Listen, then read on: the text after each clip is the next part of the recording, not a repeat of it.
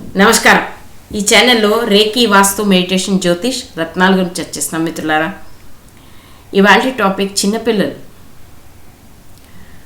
ఎక్కువగా దగ్గు, జలుబు ఉండడం, లేక థ్రోట్ చక్ర కనెక్టెడ్ ప్రాబ్లం, అంటే వాళ్ళ స్పీచ్ కరెక్ట్గా లేకపోవడం, స్కూల్లో కరెక్ట్గా మాట్లాడలేకపోవడం, టీచర్స్తో ప్రాపర్గా మాట్లాడలేకపోవడం, లేకపోతే గ్రూప్లో ఎవరితో కరెక్ట్గా మాట్లాడలేకపోవడం, లేక నత్తి మాటలు మాట్లాడటం, వీటన్నిటి గురించి ఈవేళ ఒక రిక్వెస్ట్ వచ్చింది.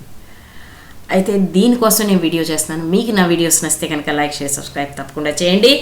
బెల్ ఐకాన్ని తప్పకుండా ప్రెస్ చేయండి. అయితే మిత్రులారా, ఈ వీడియోలో మీకు ఈరోజు ఈ యొక్క హీలింగ్ ఎలా చేయాలో దీని గురించి నేను చెప్తున్నాను.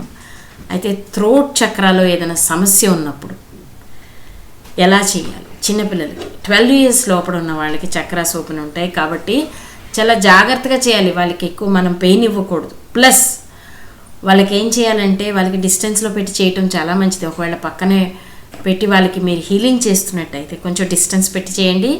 అయితే హార్ట్ చక్ర, ముఖ్యంగా హార్ట్ చక్ర, థ్రోట్ చక్ర, థర్డ్ ఐ, సహస్రార చక్ర, వీటన్నిటికీ కూడా మీరు హీలింగ్ చేయాలి. వీటన్నిటికీ కూడా కంటిన్యూ హీలింగ్ చేసిన తర్వాత నెగిటివిటీ వారానికి 2 సార్లు రిమూవ్ చేయాలి. మిత్రులారా, అందరికీ క్లాస్లో చెప్తాం, నెగిటివిటీ రిమూవ్ చేయండి, నెగిటివిటీ రిమూవ్ చేయండి, నెగిటివిటీ రిమూవ్ చేయండి. ఎందుకంటే ప్రతి ఒక్క పేషెంట్కి నెగిటివిటీ ఫస్ట్ రిమూవ్ చేయాలి, గ్రౌండింగ్ ఇవ్వాలి, దాని తర్వాతే హీలింగ్ చేయించాలి.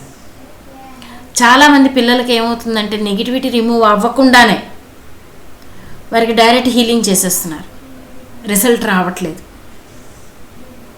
మిత్రులారా, నా రిక్వెస్ట్ ఏంటంటే హీలింగ్ చేసేటప్పుడు ఎప్పుడైతే మీరు మేనిఫెస్ట్ చేస్తారో సమయం ఇవ్వండి. అక్కడ మేనిఫెస్టేషన్లో మీరు టైం తీసుకోవాలి, హీలింగ్లో టైం తీసుకోవాలి. 2 steps, long time, 10 minutes, 15 minutes. మీరు ఎక్కువసేపు ఉండలేకపోతే మళ్ళీ చేయండి.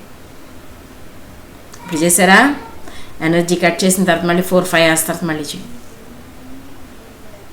చేస్తూ ఉండండి. అలా చేస్తే ఇంప్రూవ్మెంట్ చాలా తొందరగా వస్తుంది. పేషెంట్ పరిస్థితి ఎలా ఉంది అన్నది మనం ముందు కూలంకషంగా అర్థం చేసుకొని డాక్టర్ దగ్గరికి వెళ్ళి కేసు మనం అర్థం చేసుకొని అప్పుడు హీలింగ్ చేస్తే చాలా బాగుంటుంది. అప్పుడు పిల్లలు నత్తి మాటలు, తర్వాత వాళ్ళు ఎక్కడైనా గ్రూప్లో మాట్లాడేటప్పుడు ప్రాపర్గా మాట్లాడలేకపోతున్నారు, ఆ స్పీచ్ థెరపీలో ప్రాబ్లం అవుతుంది.